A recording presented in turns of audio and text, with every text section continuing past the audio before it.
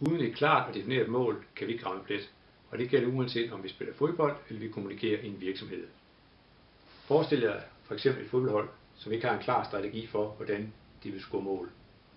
Man kunne risikere, at nogle af spillerne vil spille bolden ud over sidelinjen, man kunne risikere, at nogle af spillerne spiller bolden tilbage til målmanden, og man kunne risikere, at nogle af spillerne afleverer bolden til modstanderen.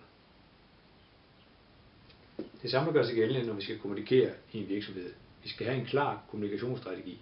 Vi skal vide, hvad vores budskab er. Vi skal vide, hvilke medier vi vil bruge for at få vores budskab rigtigt i mål.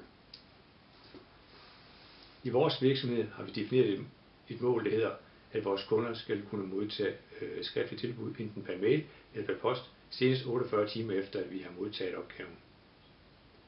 Det første vi gjorde, det var, at vi holdt et medarbejdermøde, hvor vi gjorde budskabet klart på den enkelte medarbejder. Dernæst skrev vi om vores budskab på vores hjemmeside, på vores Facebook-side og kørte en lokal aviskampagne. Efterfølgende, når vi så kom ud til vores kunder, kunne vi så spørge ind til, om de kendte vores budskab. Nogle kunder kendte budskabet, andre kunder gjorde ikke. Men uanset om de så kendte budskabet eller ej, så havde vi mulighed for at måle på, hvor succesfulde vi havde været i forhold til at få vores budskab ud.